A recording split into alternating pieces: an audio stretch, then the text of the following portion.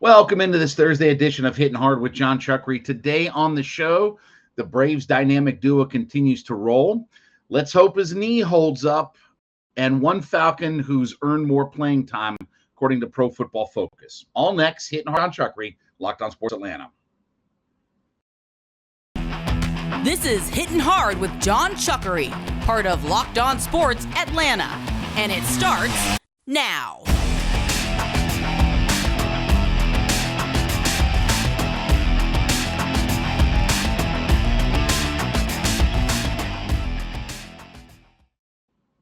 Welcome into Hittin Hard with Jon Chuckery here on Locked On Sports Atlanta. We're asking you to head to youtube.com, put Locked On Sports Atlanta into your search browser. When you get there, hit that subscribe button, leave us a comment.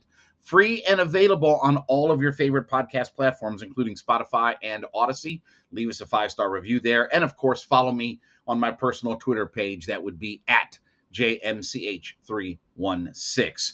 Well, the Braves got it done last night, a victory over the Colorado Rockies. And, of course, Kyle Wright was outstanding last night as he pitched another 7 innings of no-run baseball to move himself to now a league-leading 17 wins on the season. And we've brought this up before about their top 2 guys. And to me, one of the differences about this year versus last year when we start comparing teams is the fact that one of the reasons why I think the Braves are better this year is because I think Max Fried and Kyle Wright at the top of the rotation are better than what they had at the top last year. Fried has obviously had an outstanding year. He's 12-5 with a 2.56 ERA, 143 strikeouts and 158 innings. Kyle Wright is now 17-5 on the season with a 2.85 ERA, 150 strikeouts and 154 in 2/3. Both guys are up and over 3 walk. Actually, Wright's just about at 3.5 strikeouts to walks. Max Fried is over 5 strikeouts to walks. So these two guys are 29-10, both with ERAs below 3 this year. This is the Braves dynamic duo. Now, I was doing a little bit of research because this is what I honestly think. I think Sandy Alcantara for the Miami Marlins is going to win the Cy Young this year. Right? He's been outstanding. 12 wins. He's below 3 ERA, strikes out a good number of people. He's got more complete games than I think 3/4 of the league itself, right? He's got like 4 complete games this year. He's absurd how much they've had to lean and rely on him. And even though the Marlins are a disgraceful, low-life, pawn scum, dirtbag, flea bag organization, he's been outstanding from this year. So I think that he is going to win the Cy Young. Now, with that, though, it's certainly entirely possible, given the years that Max Fried and Kyle Wright have had, that they could both be top 3 guys, right? They could both finish in the top 3 in the National League. Who knows? Alcantara gets hurt or something. Wright continues to pitch and he's 20 games won and all. Who knows? But let's just theorize that Fried and Kyle Wright finish in the top 3 in the Cy Young. It has happened before for the Braves, but obviously it only happened in one era. So the last time the Braves have 2 of the top 3 Cy Young finalists was in 2000 when Tom Glavine finished 2nd and Greg Maddux finished 3rd. In 97, Maddux finished 2nd in the Cy Young. Denny Nagel, of all people, finished 3rd. And then in 95, Maddux won the Cy Young, Glavine was 3rd. And then in 93, Maddux won the Cy Young, Glavine was 3rd. So we've seen this before. But, we kind of joked about this is the next Braves dynamic duo. And, yes, I understand John Smoltz in that mix as well, when they had the big 3 Hall of Fame pitchers and all that kind of stuff. But you talk about rare commodities in Major League Baseball. To have 2 number 1 starters at the top of your rotation that you feel like you can just hand them the ball and those guys will go out there and give you a quality start every single time. That's what the Braves have right now with these 2 guys. Now, we'll talk more about this in just a second, but first, let me talk about my friends over at betonline.net. Guess what kicks off tonight? College foosball is back full force. No week 0, no games in Dublin, Ireland, no Utah State and UConn's. We start getting SEC teams. We start getting big-time football starting this Thursday night. right? And by the way, college football is going to go Thursday, and it's not going to finish until Monday night when Tech and Clemson play in Mercedes-Benz Stadium. So betonline.net is your best source for all of your sports wagering information, e-scores, betting information, everything that you need is right in the palm of your hand. NFL season is right around the corner. Major League Baseball divisional races are coming down the stretch here. So many different things that if you want to put some wagering on, you have that availability at betonline.net. So go on your mobile device today, put betonline.net on that mobile device. Check out all the sports wagering information, podcast news, sports news, scores, everything that you need to be a smarter bettor is available at betonline.net, where the game starts. Now, again, let me say, I'm not trying to compare what Fried and Kyle Wright have done in relationship to Maddox, Glavine, or Smoltz, or those guys are 3 first-ballot, no-brainer Hall of Famers. But you think about an organization that has built its reputation over the decades, right? I mean, since the start of the 1990s, their reputation has been built on the idea of having high-caliber, top-flight starting pitching. And right now, look, I know it's easy to say DeGrom and Scherzer, that's the best duo in Major League Baseball. I'll give you that because Scherzer's a first ballot Hall of Famer. DeGrom probably will work himself into a Hall of Famer, although the thing with DeGrom is you can't count on him, right? You can't count on him being healthy enough. When he pitches, he's outstanding, okay? But you don't know if from one month to the next is DeGrom going to be healthy? Is he going to be here? Can we have him pitch and this and the other? So I get all that. But Kyle Wright and Max Fried don't take a backseat to anybody else in Major League Baseball. Anybody else. I don't care what Verlander's running mate is. I don't care what Garrett Cole's running mate is. I don't care what any of these guys' other running mate is. You have 2 guys that are 29-10 at the top of your rotation. And by the way, go look at what the Braves have done in the starts that those guys make. That's just their record as far as what they've qualified to get a decision in at 29-10. Go look at what the Braves' record is when those 2 guys go on the mound. It's staggering how many times the Braves win with those 2 guys. So when we start talking about playoff baseball and what you need to have, last year they caught lightning in a bottle. The Solairs, the Eddie Rosarios, the Jock Petersons, right? They caught lightning in a bottle with all the different things that went on. And we're going to talk about Ronnie coming up in the next segment. But you're not going to win another World Series without Ronald Acuna just missing a whole bunch of time. But if you look at the things you need to be, and I'll use a perfect example. 2001 is the ultimate. By the way, that's another year where 2 guys finished in the top 3. 2001 is the ultimate. We can ride 2 starting pitchers to a World Series. Now, the Braves don't have to do that, right? They've got Charlie Morton. They've got Spencer Strider. They don't have to worry about only having 2 guys. But my point is, when you have 2 guys at the top of your rotation that are as good as what Fried and Kyle Wright are, you can go a long way in baseball. It's been proven before. The 01 Diamondbacks proved. The 01 Diamondbacks won 11 playoff games. Schilling and Johnson had 9 wins and a save in those 11 wins. 9 wins and a save out of 11 victories that the Diamondbacks had. Now, again, not comparing those 2 guys to those 2 because, hey, Schilling. I get that. I ain't saying that. What I'm saying is the Braves have 2 horses at the top of their rotation that have been outstanding this year, and I'm not going to be surprised if those 2 guys don't finish in the top 3 in the Cy Young.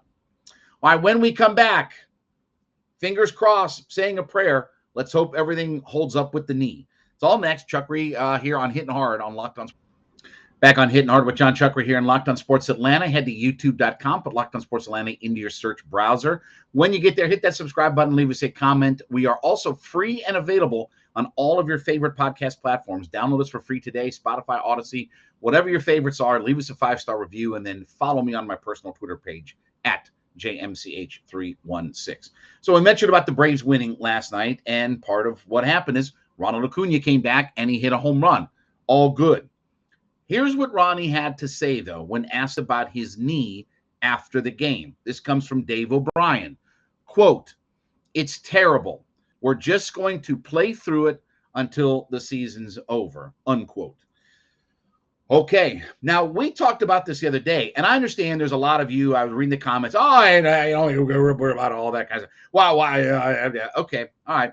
Couple of things that you better get your head wrapped around. Okay, number one is they ain't winning a World Series without Ronnie this year. Okay, there isn't that lightning in a bottle that Rosario and Soler and those guys have given this team this year, right? They ain't just the miracle Braves or whatever like that. And remember, at this time last year, the Braves were already 4 and 5 games up in first place in the division. Are they in first place now? No, they're still trying to catch everybody. So they're not going to win this thing without Ronnie. And right now, their outfield production, let's be honest, Rosario's a $195 hitter right now. And Ronnie had to DH last night. And they guess what they don't want to do? Play Ozuna. So right now, and I understand what, today, tomorrow, whatever, the rosters expand here as we're in the first part of September. They'll be able to add a couple more guys in this than the other. And they picked up Grossman, and he's done some good things. But you better hope Ronnie's knee holds up. And I'll still go back and say, I'm not opposed to the idea that if you need to give – look, you've got – again, look at the schedule. It's the Rockies, the Marlins, and Oakland here in this stretch. And then you've got the Mariners, which is a tough series. I get all that. But remember, when you start to, well, just DH him. I get that. Now you take the bat out of Contreras' hands. Now you shorten the depth of your lineup because that means you have to play the Grossmans and the Rosarios and guys like that, not your best players. And to give you an idea about, look, there's no doubt that Ronnie is the straw that stirs the drink for the Braves lineup, right? The Braves are now 63 and 29 when he plays. They are 17 and 22 when he doesn't play. So I understand full well how important he is. And my thing is thinking the long game and not the Marlins and the Oakland A's. My thing is thinking about what the long game and trying to win the World Series again is. I'm not saying he's going to go out there and tear up his knee again or this, that, and the other. But him saying that he feels terrible is not inspiring confidence in him to be able to go run around, create havoc, and play through it all. Yeah, they can shoot it up, jack me up, roll me down the highway, right? They can stick your needle in there, and they can do this, and they can anti-inflammatory it, and this, that, and the other. And they can stick them in a cryo chamber, put them in a hyperbaric. They can do a lot of different things. I would just like to see him take some rest, take some pressure off it, especially with the way the schedule's played out, with the godforsaken Rockies, who have 20 wins on the road. Kyle Wright just won his 17th game in this season. The Rockies have only won 20 times on the road the whole year. The Marlins are a disgrace to baseball. The Oakland A's are playing with a $25 million payroll right now. They're a disgrace to baseball. You have plenty of those kinds of series to let him rest. When your player is telling you that it feels terrible, I give him credit. I know he wants to be out there, and I understand what he means and stuff like that. Oh, but Chuckery, the doctors are monitoring and all that. Sometimes you have to save guys from themselves, though. We've seen this before in sports. You have to save guys from themselves at times. I want Ronnie to be healthy and havoc come playoff time. Watch Ronnie. Watch him. Use your eyeballs. You guys love the eye test. Use your eyeballs. Does he look like a guy that's enjoying and having fun trying to trot around the bases and do things like that right now? He's not. And 10 days isn't the difference between the Braves win the championship or not win the championship. It's about trying to get him healthy and take pressure off it and let him rest for a while.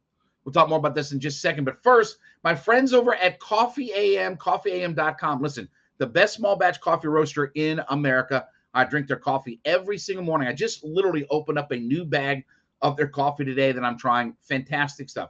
You know how much I love these folks. They're right here in the state of Georgia. They're up in the Canton area. Listen, go to coffeeam.com. And what I want you to do is type in coffeeam.com/lockedon, LOCKEDON. When you get there, go through their extensive menu of coffees, teas, gift sets. Check out all the different product lines. You need organic coffee. You need flavored coffee. You need K-Cups. All of that is available to you at coffeeam.com. So when you go to coffeeam.com/locked on, search through their menu of all their different products. When you put that first order together and you hit the checkout, okay, I want you to put the coupon code locked on, LOCKEDON. Put that coupon code in, save yourself 15% off. 15% off by using the coupon code locked on at checkout, coffeeam.com, the best small batch coffee roaster in America. So look, I understand they're going to, we'll see if he plays today, right? We'll see if he plays today, what the thing is. Again, he missed 4 days of action. So you talk about a 10-day IL, he missed almost half the time for one of those things. You're going to have to treat him with kid gloves. You just are. And because he's fighting through it, and I get all of that. And obviously Snitker and everybody's going to watch and monitor and things like that. And he probably won't be full tilt boogie until we get to the offseason and he has an extended period of layoff time. But I'd rather have him have little blips and bloops of time off right now when I play these godforsaken franchises. The Marlins are dreadful. The A's are dreadful. The Rockies are dreadful. I want to have him healthy so that when they play the Mets or when they get to, want to make sure he's ready to go. But the doctors and all that. That doesn't mean anything. He just missed 4 days. He just missed 4 days of time. So again, it's about the long haul. It's about getting him healthy and ready to go. And when he tells you how bad it feels, you can watch him out there on the field. You see him out the field. Everybody wants Vaughn Grissom to just run out to the outfield and go play. Well, why don't you trot him out there now? Why didn't your manager do that now? Why you got a guy hurt? Put Rosario in right or Grossman in right and put Vaughn out there in left if you guys are so amped up by all this kind of stuff. Right? Because it's beer league softball. It's like you and your buddies playing in Decatur on Saturday. Beers, wings, and burgers. I played third. Vinny played third base in game 1. He'll go out and play left field in game 2. No big deal. But anyway, I just want to make sure that he's healthy and ready to go. Because if you miss a week or two in the postseason, you're done. Your season's over at that point. And you know what else you don't see in the postseason? Most importantly, you don't see the godforsaken Colorado Rockies. You don't see the scuzzbag Miami Marlins. You don't see the dirt scum, pond scum, muck and mire Oakland A's come playoff time. You get Scherzer, DeGrom, Kershaw, Musgrove, Darvish, Blake Snell, Wainwright. That's who you get when it comes playoff time. And I need him healthy and ready to go. So, look, they'll trot him out as they need to. But I'd much rather see them just take some time, give him some rest, and just work on it in stretches rather than a day here and a day there. We'll see what happens. He says he feels terrible. That's good news, right? When we come back, one Falcon player who Pro Football Focus has said has certainly earned more playing time. We'll talk about that next. Hittin' Hard with Jon Chuckery. Back on Hittin' Hard with Jon Chuckery here on Locked On Sports Atlanta. Head to youtube.com. Put Locked On Sports Atlanta into your search browser. Hit that subscribe button when you find us there. Also, leave us a comment. Free and available to download all your favorite podcast platforms, which include Spotify, Odyssey. Download us for free today. Leave us a 5-star review, and then follow me on my personal Twitter page at JMCH316. Pro Football Focus did an article here recently talking about 10 NFL players who've earned bigger regular season roles because of what they did in the preseason. And one name that I thought was very much interesting for the defensive line was the fact that they had Taquan Graham from the Atlanta Falcons on there. Their write-up, quote, "We put D-line here instead of DT or edge because Graham is capable of bridging that gap. He earned his 90.7 overall grade this preseason while playing 4 snaps aligned in the A gap, 9 snaps in the B gap, 6 snaps over tackle, and 4 snaps out on the edge. His versatility at 6'4", 294 will be huge for the Falcons defensive line that has been searching for any sort of playmaking ability. Graham did just that this preseason and figures to not be coming off the field very much." Now, look, if we make a very short list of guys who really improved their stock year over year, season over season, from when we last saw them to when we've seen them now, Taquan Graham might be at the very head of that list. Because I'll be honest with you, I was very unimpressed in uninspired by what I saw to Taquan Graham. Yeah, little blips here and this, that, and the other, but nothing of real merit. But when you watch him, and I had a chance to watch him in training camp, obviously watched him all through the preseason, he's done a lot of good things, and he has definitely started to take a jump. Now, again, we'll see how this all translates when we get into the regular season. But we're looking for things of hope and things we can latch onto. And I think Taquan Graham is one of those guys that we talked about, okay, who's going to play with Grady? Who's going to play on that inside? And Graham's a guy who's got versatility, who can move in different spots on the defensive line. Probably all the things that they had hoped, and I know this regime didn't draft Marlon Davidson, but certainly all the hopes and dreams that they had for Marlon Davidson, right? Because Marlon Davidson at college, he played beside Derek Brown, outside Derek Brown. Remember, he played edge, tackle, he played a little bit of everything at Auburn. And that's what they're going to ask Taquan Graham to do, is play a little bit of everything here on this defensive line. And so when you see how he's responded, when you hear the comments of the coaches, when you see him getting a chance to do different things on the field, and then when you look at, and again, I understand, take Pro Football Focus in their grades for what it is, but when you see him grade out really well, those are all signs that make you feel good, right? And again, like what Pro Football Focus said, we are desperately looking for any playmakers on our defensive line. Anybody. Give me somebody with a pulse that can do something. Blow up a play in the backfield on the run. Blow up a play and sack the quarterback. Blow up a play, havoc play, whatever. Give me somebody. Give me somebody besides 97 that goes out there and creates havoc and blows plays up. And I'm hoping that Taquan Graham can be one of those guys. Because again, remember too, here's another guy that was drafted lower on in the draft. And we've talked about this before. You need guys for a good NFL roster. You need guys who outplay their contract. You need to find some diamonds in the rough that outplay their contract, right? One of the great examples, I mean, forget the Tom Brady thing because that's never going to happen again. But Richard Sherman was a 5th-round draft pick, right? And he comes in as a 5th-round draft pick and works himself into first-team All-Pro in the NFL, right? And eventually, he got too expensive. That's what you want. Can I tell you that that's what you want? You want a guy who outplays his contract so much that he gets expensive to try to keep and maybe too expensive. I'm not saying Taquan Graham is that, but certainly you need guys like Taquan Graham that are later round draft picks that come in and can help and make an impact, especially when you start talking about trying to build your roster for next year. Because I know everybody thinks that because the Falcons have all this money that we're going to sign Aaron Donald and we're going to sign Khalil Mack and we're going to have all these really high-priced guys and we got all this money to float around and this, that, and the other.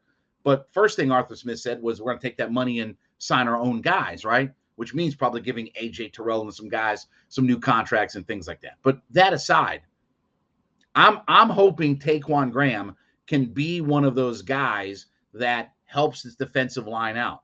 I don't know exactly what his role can be. Can he be a guy that gets some sacks? Well, he didn't really do that in college. I think it was 6 sacks in 4 years at Texas. Can he be a guy that gets in the backfield and maybe blows some plays up? Possibly. Can he be a guy that with Grady, they start to push that pocket back into the quarterback? Yes, I do think that. I do think where if they can change up that, right? Because if you look at some of the plays in the preseason where the Falcons ended up with a turnover, where did it start?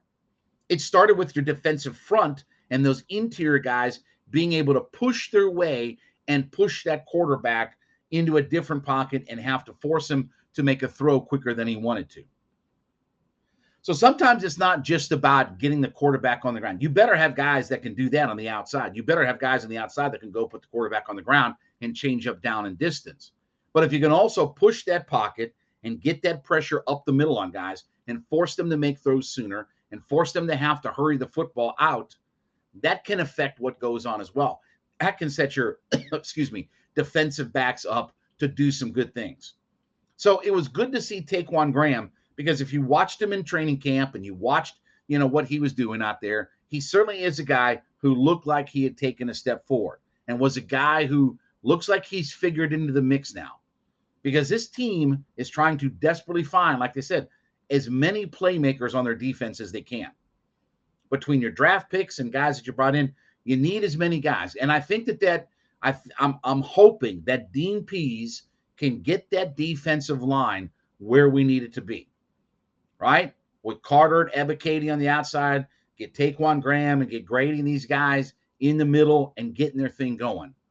Wouldn't it be great to get back to the bomb squad days, right? Chuck and Travis Hall and those guys, right?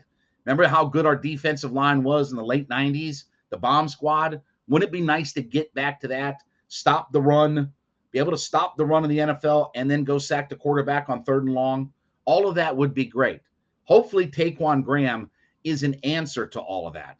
He certainly is. I agree 100%. He is certainly a guy who's going to start and make plenty of hay. And again, if he can be versatile, you don't have to take him off the field as much, right? You can play him on all 3 downs because I can move him here on 1st and over here on 2nd. And if I need to put him on the edge to give a guy a blow on 3rd, I can do that. Whatever it is, he's got the physical size and characteristics to be able to do all of those different things.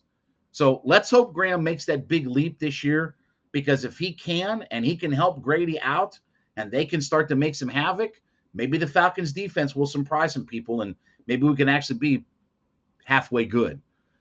All right, well, thank you so much for making Hittin' Hard with Jon Chuckery your first listen every day. Make my friends over at ATL Day One's your second listen every day. That's my friends Jarvis Davis and Nitra Batiste, talking about all things in the heart of the city of Atlanta. Free and available on our YouTube page at Locked On Sports Atlanta. Subscribe to our page there today. Leave us a comment. That thing is headed toward 4,000 folks. So be a part of our ever-growing community. We thank you so much for helping us grow that thing so much. We're also free and available to download on your favorite podcast platform. So don't forget that. Odyssey, Spotify. Download us for free today. Listen to us anytime out there. And, of course, follow me on my personal Twitter page at JMCH316. We'll wrap up the week tomorrow. This has been Hittin' Hard with Jon Chuckery, Locked On Sports Atlanta.